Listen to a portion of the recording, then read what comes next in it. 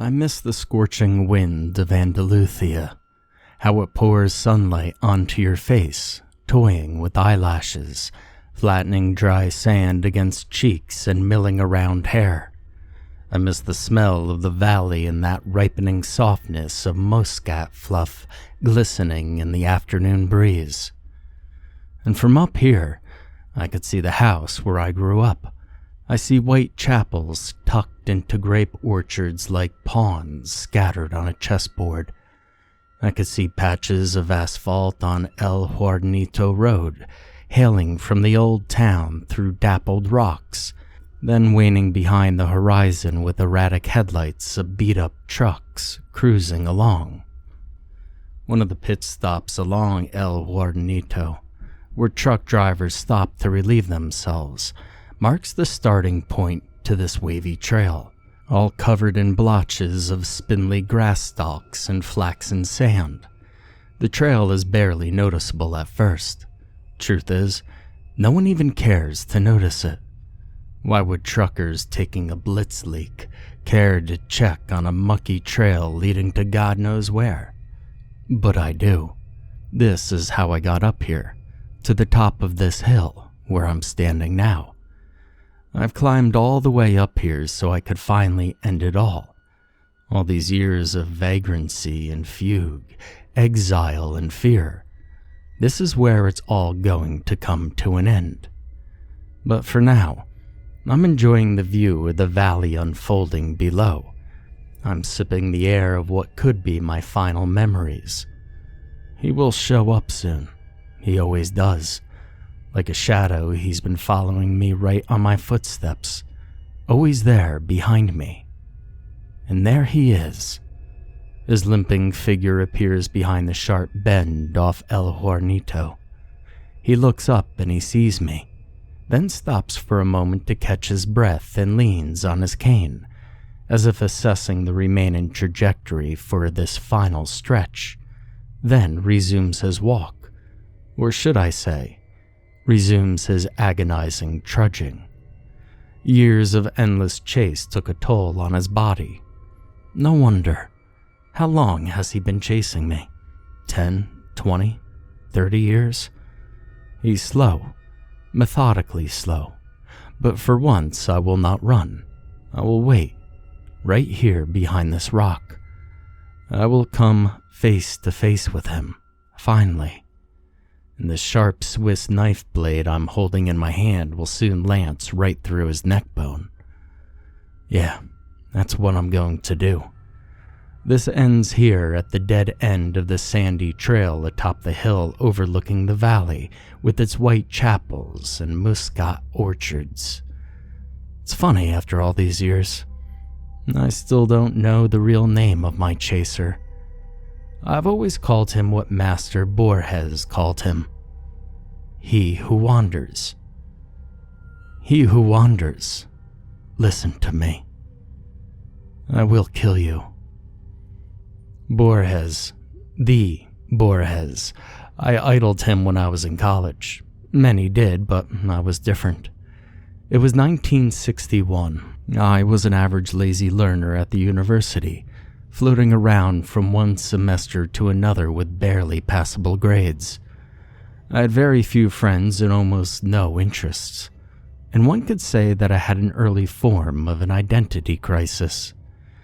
Besides chugging Anasato, my only other passion was literature, Latin American literature.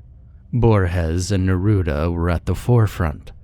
One can only imagine my excitement when I saw a pamphlet hanging on the wall of the literature faculty. Spaces were limited, but who cared? It was the man himself, Jorge Luis Borges, coming to give us a lecture followed by an open panel of questions. And, like a maniac, I rushed to the auditorium hours before the lecture. I was the first in line, and when the doors opened, I got the front row seat. The auditorium was packed with drooling chins of young self-proclaimed prodigies awaiting the arrival of the Great One. And there he was, the blind lord of literature, walking upright onto the stage with a cane and his loyal assistant right by his side. It was a standing ovation. He nodded and made a "thank you, please be seated" gesture. And then he began. The lecture was dedicated to Spanish writers. I cannot distinctly recall who it was. It truly made no difference at all. Somehow I managed to sit through his entire lecture, which lasted over 3 hours, and I remember nothing.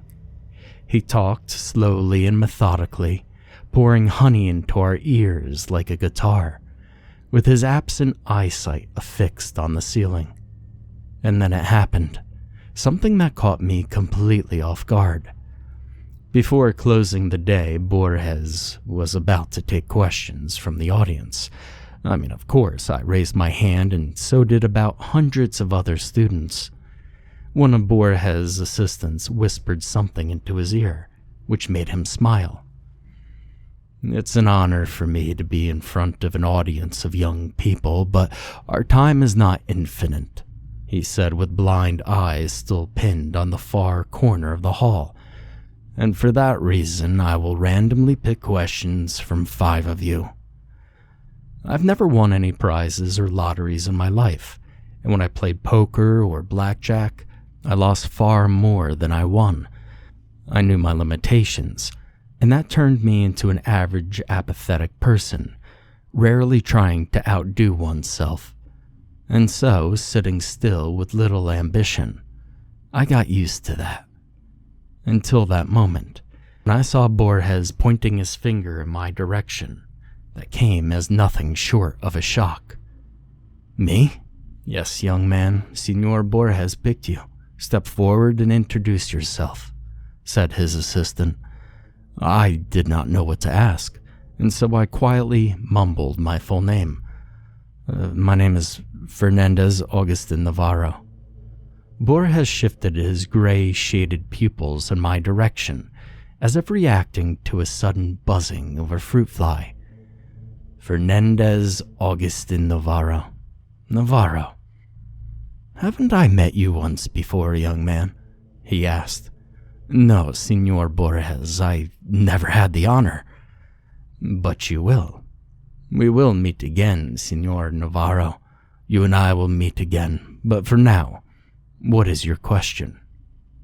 The rest of that day was foggy. I don't even remember what question I asked. It must have been about him winning some sort of prize. But I'm not sure. And maybe not important. It wasn't important at all. The greatest writer in the history of mankind called me by name. And then that bizarre, unreal thing he said about us meeting again. When? 9 years later, in 1970. There I was, a somewhat promising journalist in one of London's somewhat scandalous tabloid newspapers. Every week my name was featured on the second page, alongside with celebrity chronicles and vile rumors. My paycheck was decent enough for a small studio flat by Manchester Square, and after years of having been pent up by directionless studies, you could say I became something more than an average. Or at least, that's what I believed. That day, it was early October and arguably the best season in London. But that day began as usual. I ate my chic breakfast consisting of 2 scrambled eggs, ham, toast, and dark roast coffee at Barrymore's Diner, and was ready for a pleasant walk to the office. It was shortly after 8 a.m., and I was in no hurry. My route was the same as it was every day. Past the square, right turn on George Street, left turn on Thayer, another right on Marylebone. My thoughts that morning were all preoccupied with the piece I was working on, and so I was slowly making my way through the square when something caught my eye. Or rather, someone. At first, I did not pay much attention to him, no more than I did to anybody else who idled at the square that morning. Hippie rascals with soiled hair playing guitar on every corner was a common theme in those days, and London town was certainly no exception. So here was another one of those misunderstood love proclaimers, sitting right behind the gated area of the square. Striped, worn-out jacket, heavy cap, sandals with clots of woolen socks sticking out. A common hippie bum, as anyone may have thought. And I thought so too, except this one had something that made my intestines churn. I didn't know what it was, but once I saw him, I felt the irresistible urge to instantly walk away and never see him again. The way he looked at me, that gloomy frown that made me think of a line from Oscar Wilde, that fellow's got to swing. There certainly was something outer-worldly about that fellow. His eyes, as if carved from a rock below his forehead, were mercilessly drilling thousands of tiny holes through me. I added pace. As I turned back one last time, I noticed him slowly walking towards me, past the gates of the square, onto the street, paying no attention to screeching tires of honking horns, walking right towards me. He's just a bum. No, he is not. Just another one of those unwashed tippies. No, you need to run. George Street was empty like in post-war bomb quarters. I could hear my brisk footsteps. Or was it the drubbing of my aorta against the chest? But he was catching up. Run. No, don't be silly. Yes, run. First, slowly, as if you're trying not to show your chaser that you're scared. No, not scared, but more like in a hurry. Why am I running? I could take him out with one punch. But you see, it wasn't really about that. It was my first experience of that feeling, which I can only describe as some sort of primordial sense of fear, panic, dread, unexplained sense of looming doom arching above you like a dark figure with a scythe. I ran, and I ran faster than my feet could move. As I turned the corner on Thayer, I paused and looked back, fearing to see him right behind. Scrambled eggs, toast, and dark coffee were about to make their way back up through my esophagus. And wiping the sweat off my palms onto my pants, I bent forward in a protective position and looked around. Empty windows of George Street were checking me out like a toddler witnessing parent in a cowardly act. Whoever that man was that incensed me into this uncontrollable panic, he was now gone. Shame on you, Fernandez Augustin, I repeated to myself while making futile attempts to enthrall palpitation to subside. Shame on you. I mumbled, repeating that word. Mumbling turned into whistling that song by Magic Lanterns. Shame, shame, I whistled, acting calm and self-composed. I sang without knowing words, only to convert my mind to something else, and I sang so others wouldn't notice me shaking. I climbed the stairs of my office building, 3 at a time. 3rd floor. The familiar smell of typewriter ink calmed me down. Safe haven. Shame on you, Fernandez Augustin Navarro. But even now, I question myself whether my journey to madness began on that day, or was it underway for many years? Madness that creeps in and recedes in tidal waves. Is that how it usually happens? All I know is that an hour later I was laughing at my little moment of weakness. Preposterous and rubbish, my thick Andalusian twang spoke to me. The idea of being fully checked out by a specialist did cross my mind, and I immediately thought of Dr. Patel in Camden Town. He'd given me a comfortable medical diagnosis like a panic attack and prescribed some white pills, I thought. But little did I know that the day had more surprises in store. The unnerving script development continued in a more eerie fashion when my boss marched to my desk with a pack of printed paper. No, Navarro, you're not going to see Dr. Patel in Camden Town, who will make a judgment call on your insanity. But instead, you're going to do an article on Jorge Luis Borges' new book. He's making his presentation today at London Public Library and blah, blah, blah. I immediately forgot about the panic attack. The thrill of seeing Master Borges again, 9 years later, was surreal. Moments later, I was sitting in a cab on my way to the London Public Library, scribbling all possible questions I should be asking him. El Informe de Brody? Other books? Nah, forget it. I knew very well what I would ask. I paid the cab and galloped up the marble stairs leading to the hallway, where the master was about to hold his new book presentation. I elbowed myself through the crowd of journalists to occupy the coveted front row spot. Quick inventory check. Wallet, J-sack along with the omnipresent Swiss knife. Seconds ticked leisurely on my wristwatch. 4 more minutes. Forget this morning's sickness. Forget Dr. Patel. Collect yourself, Fernandez Augustin. Navarro. That was your last name, isn't it? Yes, Senor Borges, but how do you... 9 years ago in Cordoba, I told you we would meet again. Do you remember? I nodded rapidly, completely forgetting that he couldn't see me. I'm so stupid. Perhaps, continued Borges, it would be more prudent for us to speak privately after the conference. I invite you to have coffee with me. You like Colombian coffee, Mr. Navarro? I shall see you precisely at 6 o'clock at the address that my assistant will provide. His blind eyes were still affixed to the top far corner of the hallway, far above all the congested, sharp-penciled critics and arduous followers of his divine writing.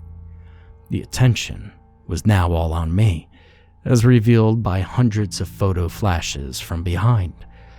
I thought of all the explaining that I would have to do tomorrow. How does Borges know you? Are you friends? You were raised in Cordova. Are you his illegitimate son? But then, I did not know. The answers came later. Memory is a tricky animal. As I gaze over the valley and satiate my lungs with familiar smells, I cannot think of anything specific. Vague and elusive memories of my childhood home, and these orchards, these white chapels, and the old town itself. Nothing but an incomprehensible sensation somewhere down there, below the chess cage. I closed my eyes and let the sun twirl around with tinted specks of mosaic light. I'm trying to focus without looking. Alas, nothing comes to mind. I've been robbed of my memory. You. I cast my eyes at the trail again. He's closing in. It's hard for him to walk upward, and yet I see that determination in his eyes, in his tight grip of that wobbly walking stick, in the way he periodically stops to catch his breath and eyeball the remaining distance. I'm not going anywhere. 5, 10 more minutes? Come and take me, old man. If you can. I almost see his facial expression under the heavily pronounced frontal lobe. It's a grin. It's an expression that says, "We shall see." Once I read an interview in the Morning Times. In it, Borges was portrayed as extremely humble and minimalistic. His house was depicted as a perfectly organized space with easy access to everything. Books on the shelves were organized by theme and title. Dictionaries and encyclopedias were grouped together on the same rack, so he could find them easily. In another article dated 1966, I read that when Borges travels, and those travels were quite extensive, he carries a whole rack of books along, some of which may not even be read. When I entered his hotel room, that very book rack was the first thing that caught my eye. I stood perplexed at the multitude of titles, most unknown to me, when I heard the door swing wide open, and there he was entering through the doorway with a leisurely swinging cane. "Ah, Senor Navarro, how kind of you to visit this old man." I took a step toward him and produced some gibberish like, "The pleasure's all mine." He half smiled and pointed his hand to the chair. "I know you will quite enjoy the taste of Colombian dark roast." Borges sat down and leaned slightly backwards without releasing his cane. "Do you know the biggest advantage of being blind?" he asked and answered immediately. "Blind don't need light, so my utility bills are way lower." He laughed at his own joke, only to be interrupted by his assistant carrying a tray of coffee, poured into 2 small porcelain cups. Amazing how the very idea of drinking coffee instantly changes your mood before you even take your first sip. As I was readying to go on a pre-scripted monologue of expressing my gratitude and honor, Borges jumped right into the action. "I'll get right into it, Senor Navarro. About you being here and about me remembering you. I know you have many questions, and I'll attempt to answer some, but not all. When you leave this hotel, there will still be some questions that you will have to find answers to, on your own." He gently picked his cup of coffee with a hand somewhat shaking, took an artistic sip. Yes, I had questions.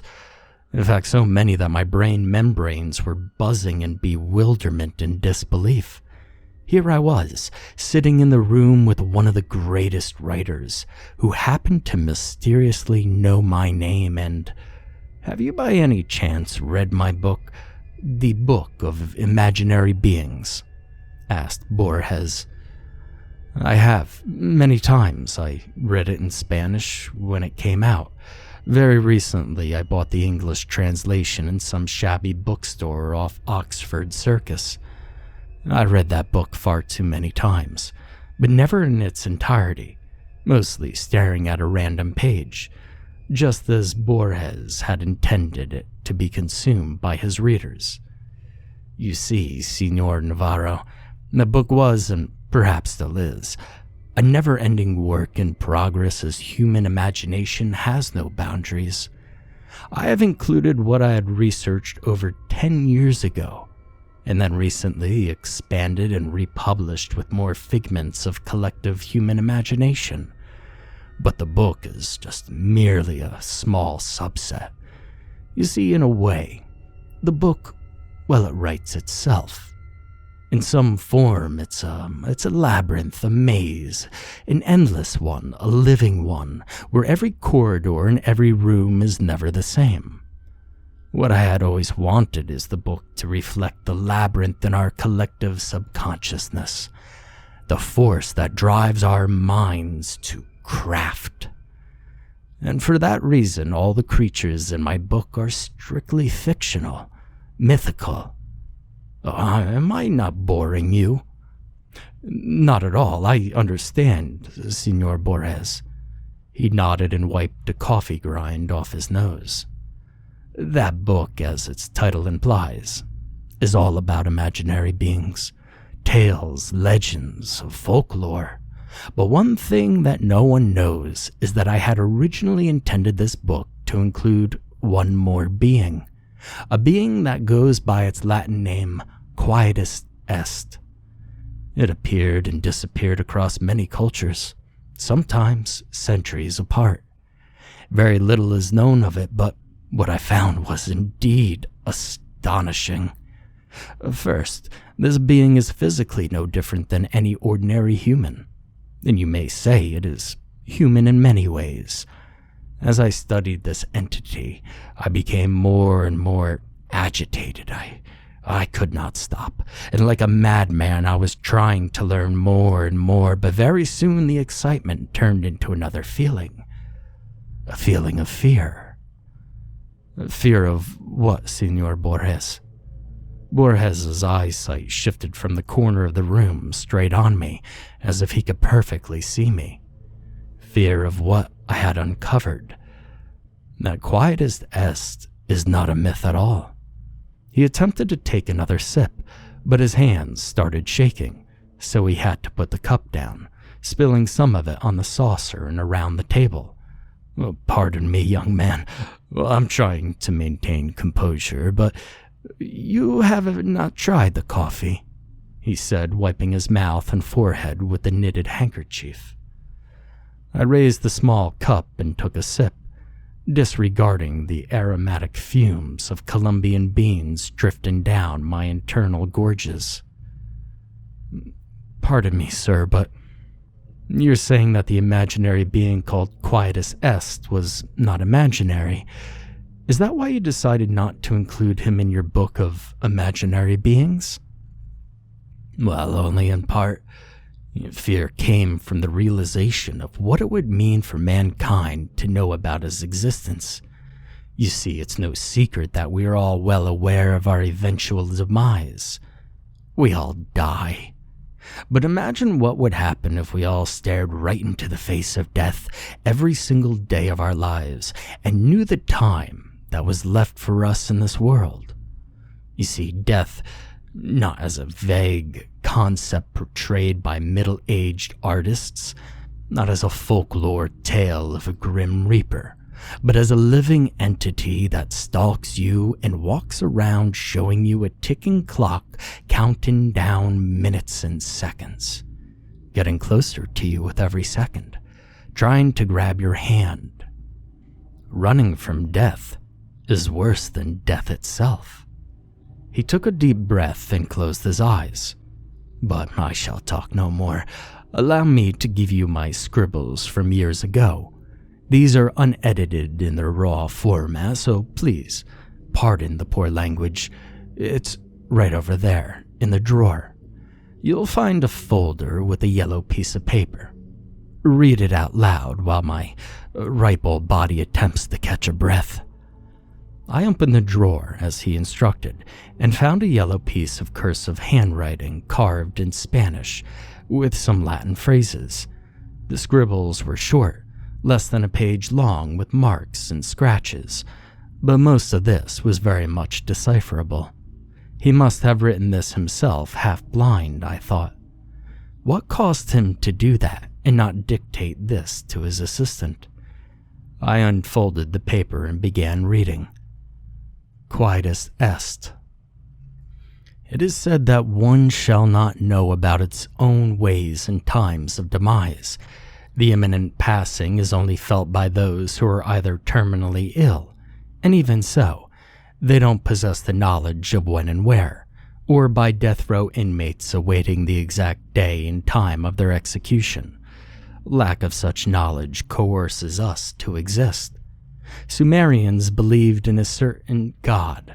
The word god was scratched and replaced with demon of death, embodied in human flesh and bones, which again was scratched and replaced with entity, whose sole role was to stalk its victims and inform them of how much time they have left to live, per the ancient Book of the Dead, which was discovered as a set of clay tablets, typically buried in corpses. Only those that are luminous can see the god. Again crossed out twice, replaced with demon, then with entity. The luminous ones are thought to be either people with high spiritual powers, or vice versa, the cursed ones, condemned by priests. The reference briefly reappears in some Egyptian manuscripts, but in later writings is replaced by Anubis, or, in rare occurrences, by Horus. The writings again depict this unnatural being as an eternal human who never sleeps, but always wanders. What's strange is that neither Sumerians nor Egyptians ever gave the entity a discrete name. However, the latter rare findings during the Dark Ages referred to him as Quietus Est. The only depiction of Quietus Est is that of an ordinary human standing next to a sun clock, which was used to measure the time that the Chosen One had left to live. From time to time, Quietus Est stalks the Chosen One, and, when cornered, moves hands of the clock forward to shorten the lifetime. If the chosen one cannot escape, then his time eventually runs out. The very last reference was found in, "Enough, Mr. Navarro. You understand the idea. Now, on to the main question. Why are you here?" He drew closer, and a dull shadow from a lamp cut right through his elongated forehead. Quietus S is an eternal wanderer who is always with us. The timekeeper who sits at the edge of the stage with a ticking watch on his wrist. The greatest gift given to mankind is its inability to see him. When I lost my sight, I thought blindness was a blessing in disguise, but no one does require eyes to see the wanderer. What eyes cannot see, ears can hear, and skin can feel. I hear him. I feel him. You are here, Mr. Navarro, because you and I are the luminous ones. Borges paused and asked me with a trembling voice, "Mr. Navarro, you saw him too, didn't you?" Cold shivers that had been accumulating in my lower back rushed up my spinal cord in millions of explosions. Nausea formed a massive ball of air in my throat, and for a moment I struggled to breathe. Desperately trying to stop the thumping inside, I pushed words out. I saw him today. How do you get used to the notion of being a passerby on this earth? Ordinary humans do not have to get used to that. We have that built-in protection layer, that safety cork in our brain membranes that separates the realization of being mortal from flooding down upon us. It allows us to breathe the air. It lets us exhibit this extraordinary yet sacred carelessness. The mental block that denies the laws of life on a primitive emotional level, even for the keenest scholars. The indecipherable tetragrammaton is shown to us in every step we take, in every cup of Colombian coffee we sip, in every word of wisdom that we collect from books. Every second we bypass the sinister tick-tock and hear the name of the god being whispered into our ears.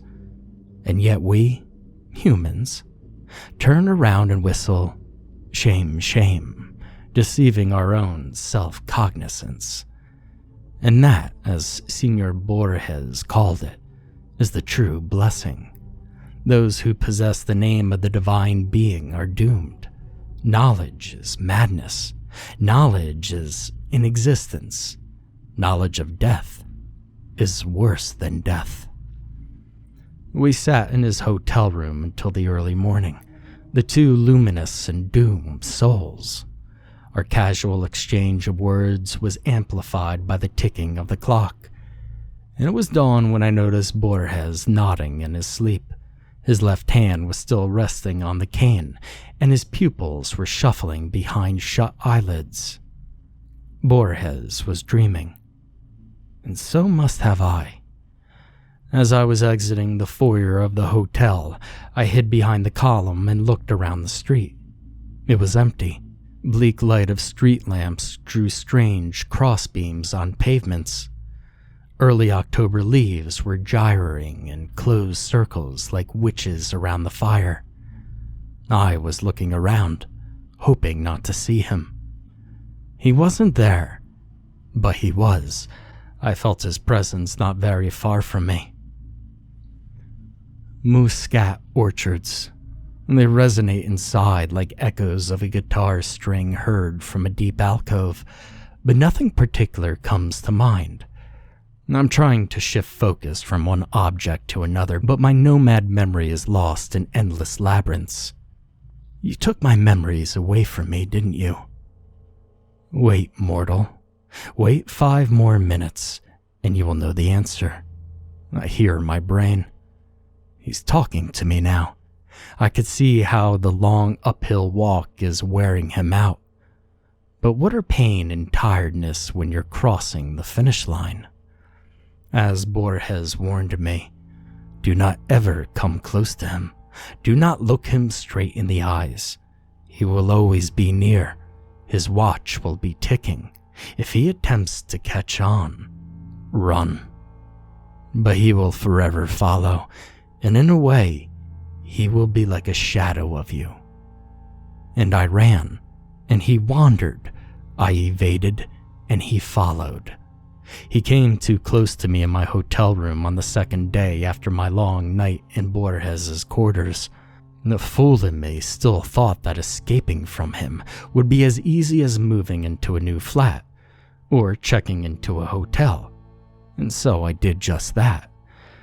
It was some shabby hotel minutes from my work where I decided to spend a few nights just to think things through. That evening, I remember every minute of it. It was my first face-to-face encounter with him. My room, B6, was on the basement level. As I stumbled through the dark hotel corridor, trying to find the key to my room, I felt his presence. But my ignorant foolishness dismissed all mental warnings and turned the keys. And as the door hinge squeaked, I took my first step into the hotel room. A street-level window was casting 2 thick yellow streaks of light on the floor carpet. I smelled dust and spiderwebs. He was in my room, sitting on the edge of the bed with a rope in his hand. A thin white blanket was covering his head like a shroud around a statue. I stood in a stupor like a paralyzed insect. An avalanche of sweat gushed from every pore of my body. With hand twisted behind my back, I was feverishly trying to twist the doorknob. He got up from the bed with a groan, and he took a step towards me. Hand too sweaty to turn the knob. "Open it! Open!" He grabbed my wrist. "Open! Run!" The stretched corridors of the hotel basement flashed like random shots of a silent movie. Run! B5, B2, B1, run! Staircase, up, exit, run! "Your time is coming, Fernandez Augustin Navarro," a whisper crawled into my ears. "Coming, coming," hissed the wind. I ran until my legs gave in.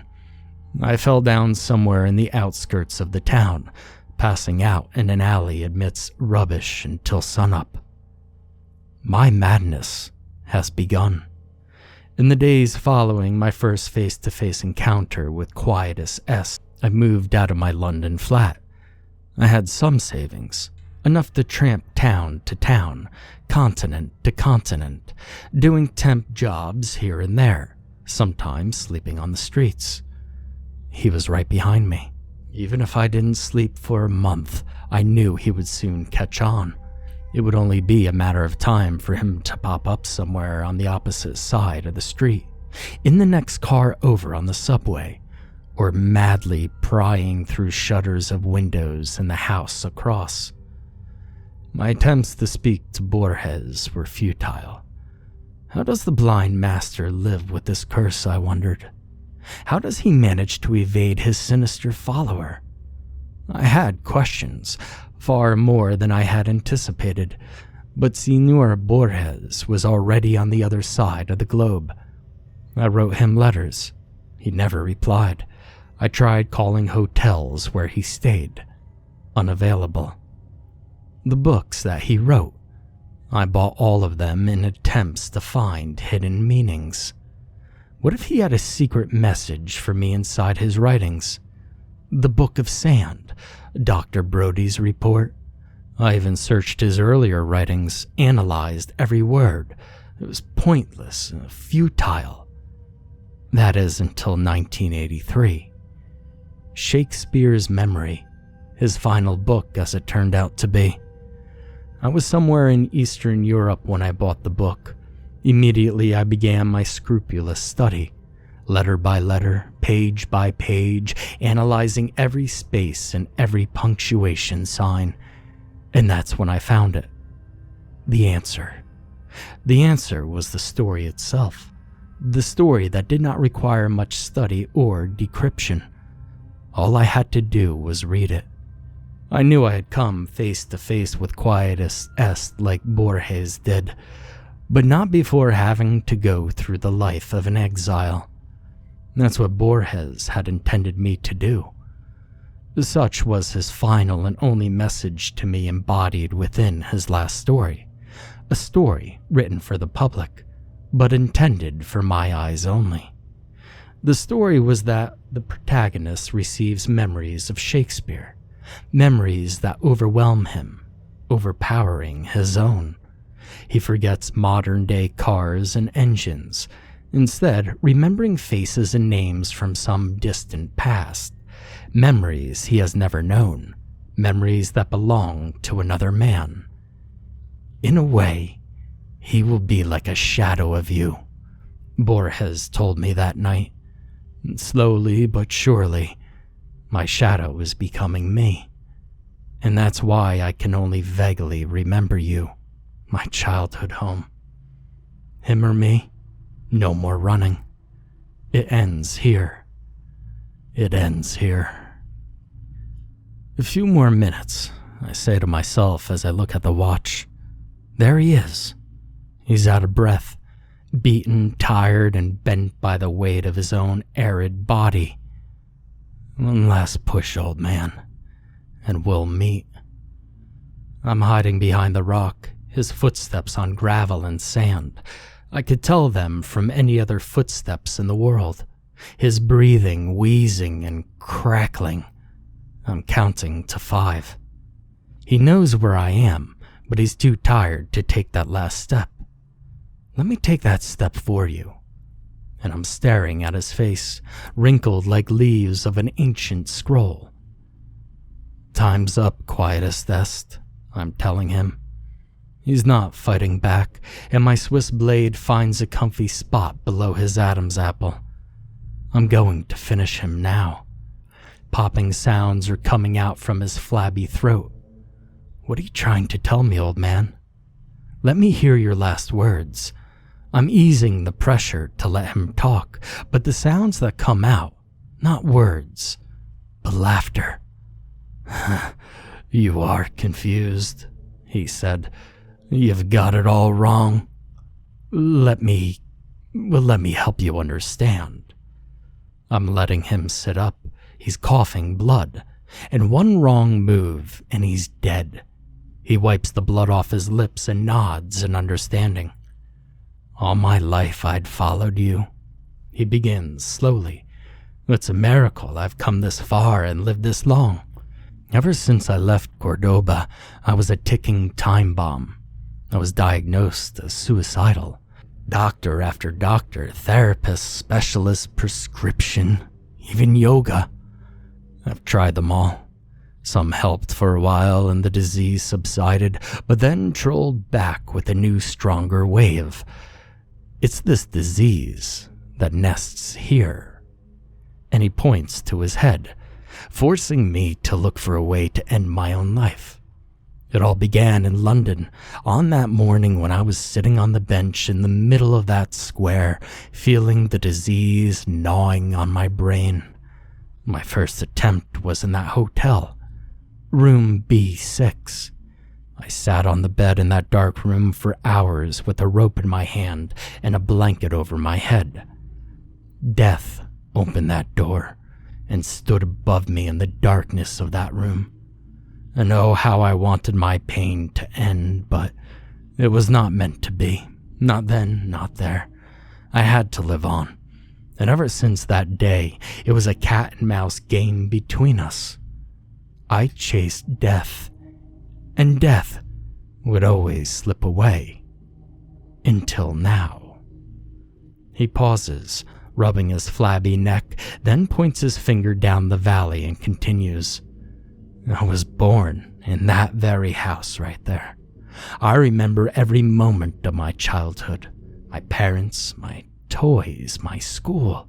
I remember playing hide and seek with my cousins in Muscat Gardens and dozing off to Sunday clergy in that white chapel. I remember Eastern rugs being washed on the street and the smell of grapes. My name is Fernandez August Navarro, and you You have no true name, but they call you Quietus Est, the one who wanders.